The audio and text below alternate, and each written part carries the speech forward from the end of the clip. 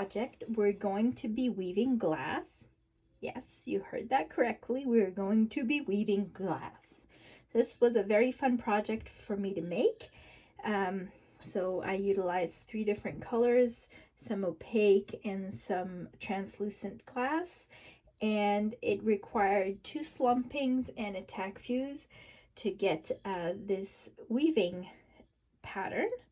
And this is actually, other than the times in the kiln, it's a pretty quick project to make. And so it might be a good project to do with like scrap pieces of glass in strips. So here are the steps to making a basket weave plate. This project is a little different from the ones that I've done before. There's not going to be any full fusing. It's actually going to start with a slump, then we'll have a tack fuse, and then we'll do another slump. So the first slump uses these. So these little shapes will have strips of glass put on top of them, and the glass will slump down following these shapes, and then we'll alternate. After we take them off, we alternate, and this will enable us to create some weaving with glass. So in order to ensure that my spacing is correct between each one of these bars, I drew the shape underneath on my piece of papyrus. And these slumping molds have been treated with kiln wash so that the glass doesn't stick on them. So these bars measure 1.5 inches by 6 inches.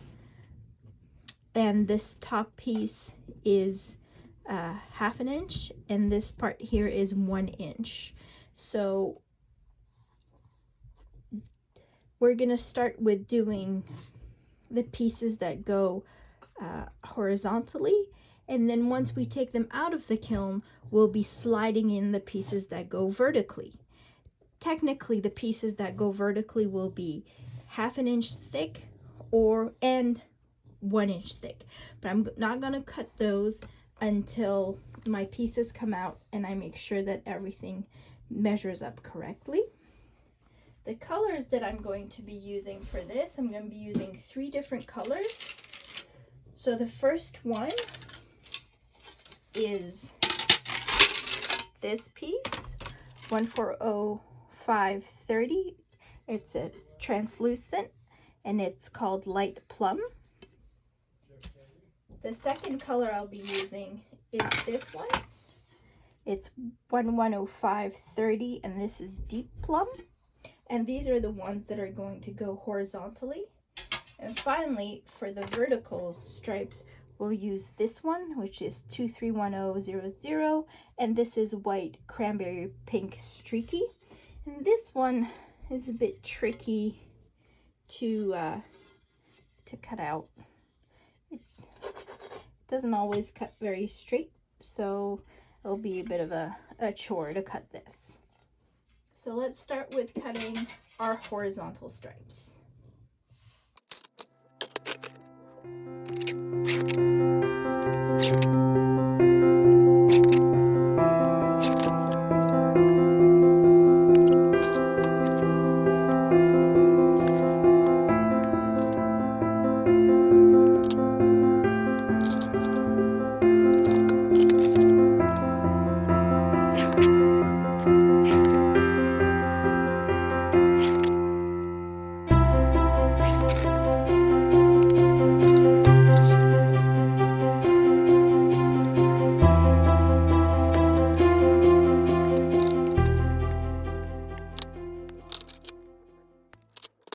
So I've cut 5 strips of each color, and they're 6.5 inches by 1/2 inch wide. And now I'm going to clean them and place them back onto my mold. Okay, so I've placed my strips onto my mold, trying to make sure that they're as straight as possible, and alternating each color. and ensuring that there's a space between each one, because if they touch, then they might stick even though we're just doing a slump. So now they're going to go into the kiln for the first time, and they're just going to slump and hopefully take the shape of these little molds. And then once they come out, we'll do the actual weaving process.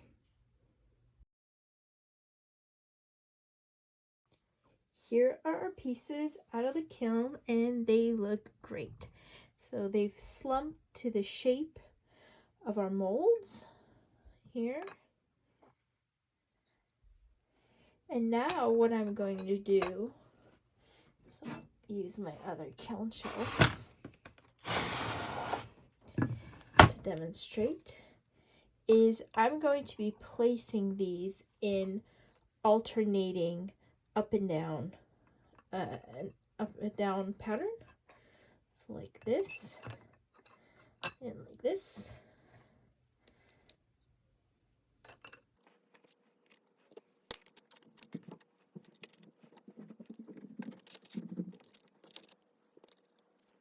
Now I have these strips of glass here that are 1/2 inch thick. I had cut them by mistake. They were too short when I first did them, but we're going to use them as a tester. And in these bits, the ones that came over the hump here, these bits are 1/2 inch thick. So this should go in, and it does, like this. And this bit should be 1 inch thick. So let me see if I can put 2 of these in at once. They're bending, so maybe I'll do 3/4 of an inch. So what I'll be doing is cutting strips from my streaky glass, this one, that are 1/2 inch thick and 3/4 of an inch thick. And as for the length, we're going to go from the top to the bottom and a little bit of extra. So that's about 5 inches. So we'll go 5.5 inches. And I'll need 1, 2, 3 strips that are 1/2 inch and 2 strips that are 3/4 of an inch by 5.5. Here's a different angle so you can see the holes where the strips will come through, like this one. So it goes in and out.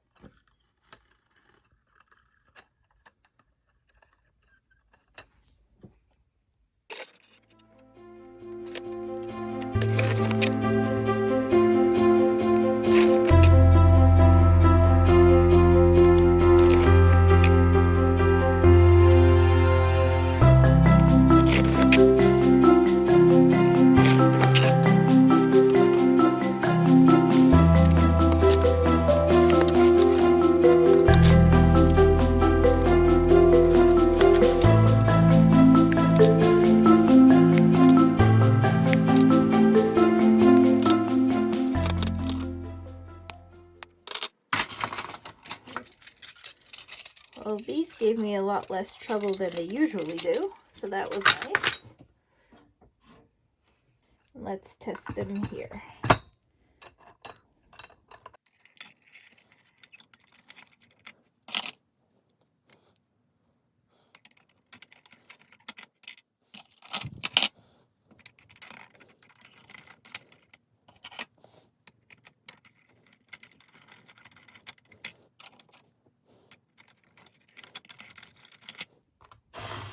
Okay, it looks like everything fits in quite nicely. So what I'm going to do is clean up all my pieces and reassemble this on a lined kiln shelf and put it in the kiln for a tack fuse. Everything's been cleaned, everything's been lined up, and now it's ready to go to the kiln for its second firing. It's going to be a tack fuse. So not a full fuse. It's not going to all mush into one piece. It will make all the pieces stick together, and it will flatten it slightly. Here it is, our woven piece of glass. Isn't it so cool? So it did flatten out a bit, but look at this. It's a woven piece of glass. So all the pieces are stuck together. This is great. So I'm just going to put it in a slumping mold, and the only mold I have that can accommodate a piece that's this size is this square slumping mold. So we'll just put it in here and slump it, and then our project is done.